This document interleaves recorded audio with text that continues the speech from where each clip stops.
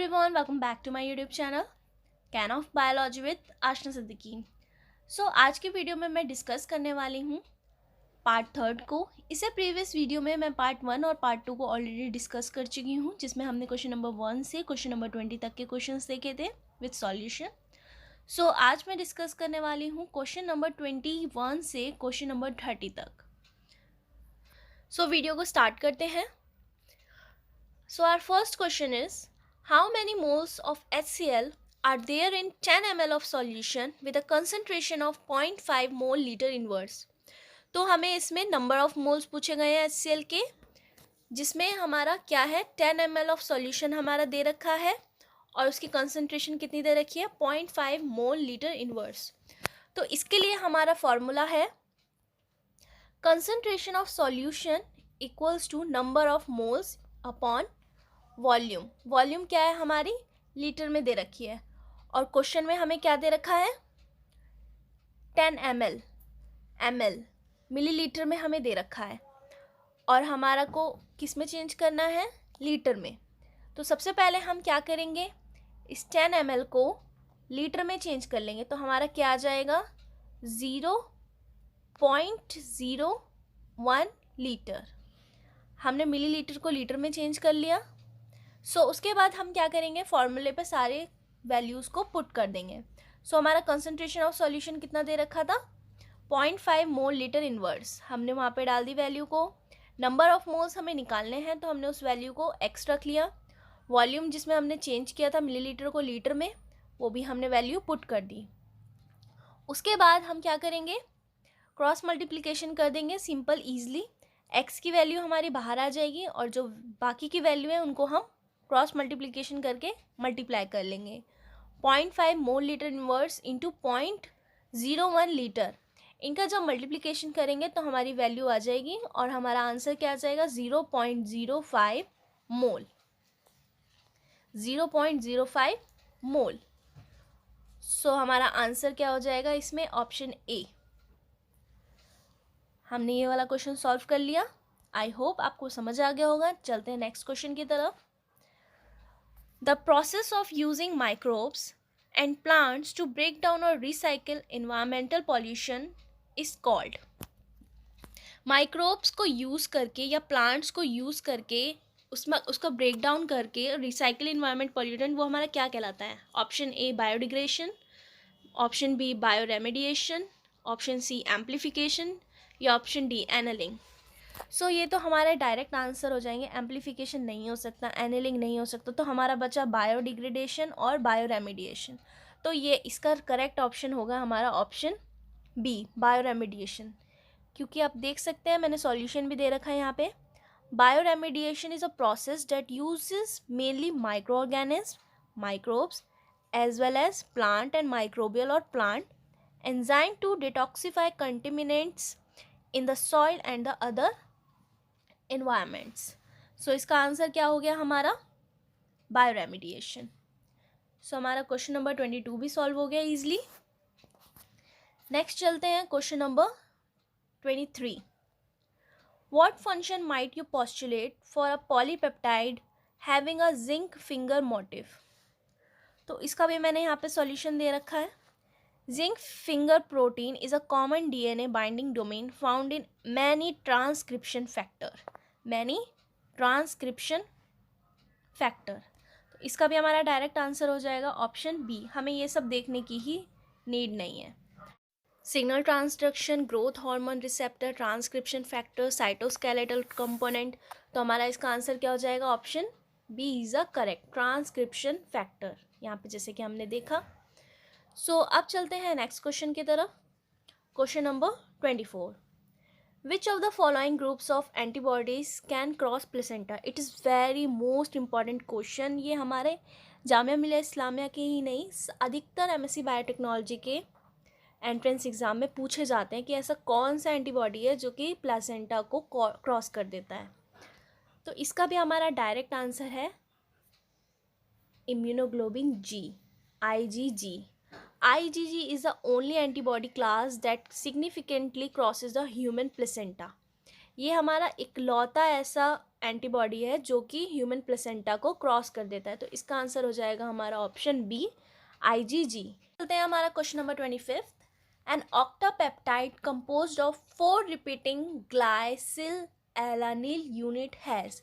एक ऑक्टापेप्टाइड है, क्या है? एक ऑक्टापेप्टाइड है जो कि क्या कंपोज करता है? 4 रिपीटिंग ग्लाइएनालाइन यूनिट्स। तो इसका हमारा करेक्ट ऑप्शन हो जाएगा option C. You can see reason here.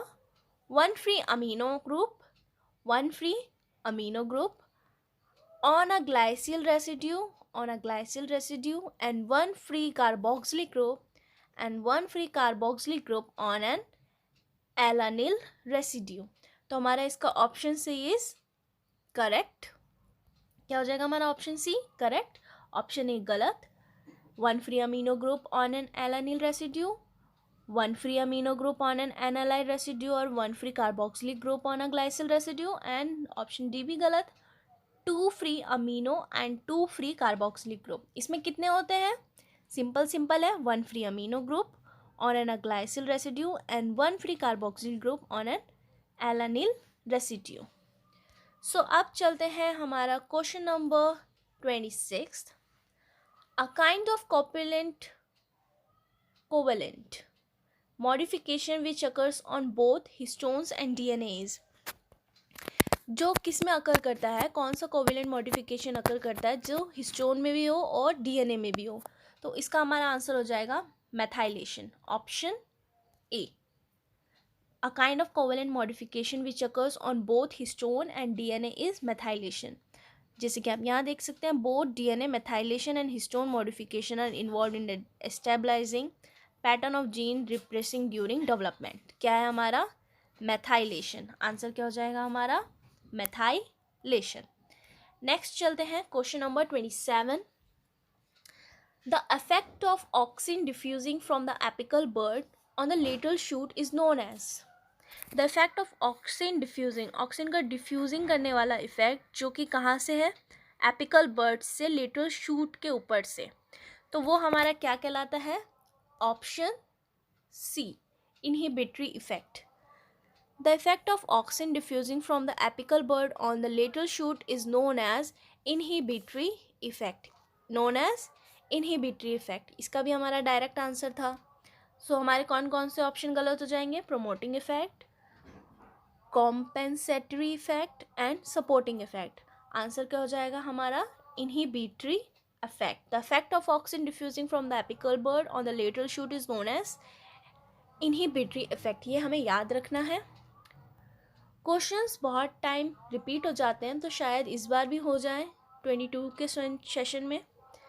तो हमारा क्वेश्चन नंबर 28 है, what is the strongest oxidizing agent? सबसे ज़्यादा स्ट्रॉन्गेस्ट ऑक्सीडाइजिंग एजेंट की बात हो रही है किसके अंदर? इन the photosynthetic electron transfer reaction. Photosynthetic electron transfer reaction के अंदर सबसे स्ट्रॉन्गेस्ट ऑक्सीडाइजिंग एजेंट कौन सा है? P700, P700, P680+ और H2O वाटर। तो हमारा इसका आंसर क्या हो जाएगा? ऑक्सीडाइज्ड P60 और photosystem 2 primary donor. Oxidise P60 और फोटोसिस्टम सेकेंड प्राइमरी डोनर। क्या हो जाएगा हमारा इसका answer? Option C is correct. मैं इसको थोड़ा हाईलाइट कर रही हूँ, फिर से एक बार सुन लीजिए। क्वेश्चन क्या था हमारा? What is the strongest oxidizing agent in the photosynthetic electron transfer reaction? Answer क्या है हमारा? Option C. You can see reason here. आप इसे आराम से पढ़ के देख सकते हैं, आपको समझ में आ जाएगा। P680+ is the strongest biological oxidizing agent known। P60 exists in the form of dimer। ये किसके फॉर्म में होता है? मोनोमर में होती हैं कोई चीज़ें, कोई चीज़ डाइमर में होती है, कोई टेट्रामर में होती है। तो ये हमारा 680P क्या हो जाएगा हमारा? ये हो जाएगा हमारा डाइमर के फॉर्म में प्रेजेंट होता है। आंसर क्या हो गया हमारा? ऑप्शन सी। नेक्स्ट चलते हैं question number 29। In the normal human being, the concentration of various antibodies in the serum are in the order। यहाँ पे हमें 4 ऑर्डर दे रखे हैं, option A, option C, option B, option D. हमें इसमें से करेक्ट ऑर्डर चूज़ करना है।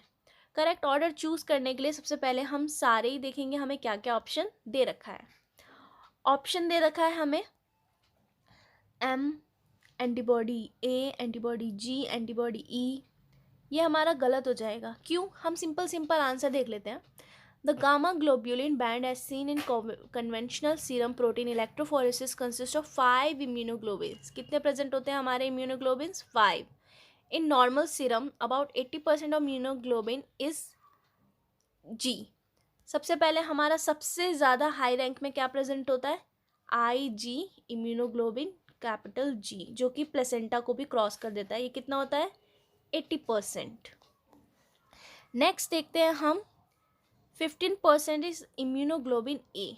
इम्यूनोग्लोबिन ए वो हमारा कितना प्रेजेंट है इसमें? 15%। तो सबसे पहले हम देख लेंगे IgG। किस में है हमारा IgG? ऑप्शन बी के अंदर। फर्स्ट क्या है हमारा? IgG। नेक्स्ट है हमारा IgA। उसके बाद इसी में देख लेते हैं हमारा नेक्स्ट क्या है। 5% इज इम्यूनोग्लोबिन M। थर्ड वाला क्या है हमारा? Immunoglobulin M। वो कितना है हमारा? 5%। तो ये भी देख लेंगे, ऑप्शन बी में ही है IgM, इम्यूनोग्लोबिन M। उसका नेक्स्ट देख लेंगे क्या है हमारा नेक्स्ट में? 0.2% इम्यूनोग्लोबिन D। इम्यूनोग्लोबिन D कितना है वो हमारा? 0.2%। हमें ऑप्शन में दिया ही नहीं है इम्यूनोग्लोबिन D, तो हम उसको रिकॉग्नाइज ही नहीं करेंगे।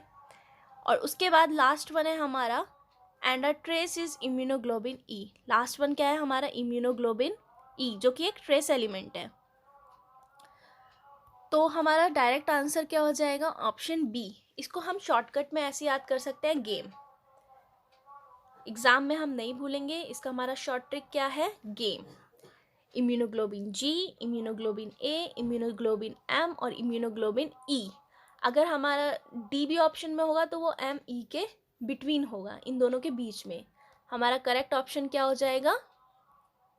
Option B.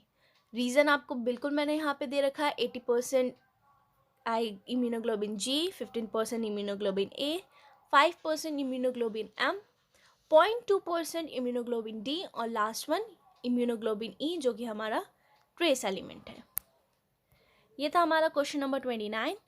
नेक्स्ट चलते हैं question number 30, last one but not the least one. If mother is a carrier for colour blindness. एक मदर है, उनको कलर ब्लाइंडनेस की प्रॉब्लम है एंड फादर इज नॉर्मल, और जो उनके पिता हैं वो नॉर्मल है। Then in offspring these disease may be seen in. जब उनके बच्चे होंगे तो उनमें किन किन में कितने परसेंट में ये डिजीज़ देखने को मिलेगी? 25% of the son, all the daughters, 50% son and 50% daughter carrier, या फिर all the son not in daughters. तो हम इसका सॉल्यूशन देख लेते हैं। सिंपल, हमें क्वेश्चन दे रखा है कि माँ को है बट पिता को नहीं है। पिता नॉर्मल है पर माता जो है उसको कलर ब्लाइंडनेस की प्रॉब्लम है।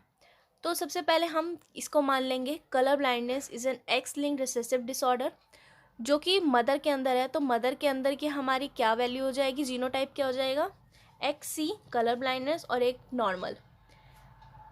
नेक्स्ट है father is normal, hence the genotype is father must be XY। Father का क्या हो जाएगा हमारा? Simple X and Y। Mother का क्या होता है हमारा? XX। तो कलर ब्लाइंडनेस की वजह से उनकी एक में आ गई हमारा कैरियर कलर ब्लाइंडनेस का। आगे देखते हैं। उसके बाद क्या किया है? बाय यूजिंग पुनेट स्क्वायर, हमने पुनेट स्क्वायर को लेके XY ऊपर फादर का रख लिया और नीचे मदर का रख के इनका क्रॉस करा दिया। हमें क्या मिल जाएगा इसमें? XC और X से क्या आ गया हमारा? XCX, और फिर आ गया हमारा फादर से किया XCY, फिर मदर का X से X से किया नॉर्मल आ गया, और X से Y का किया XY आ गया। तो हमने क्या देखा? 50% तो ये गर्ल्स में है और 50% हमारे नॉर्मल है।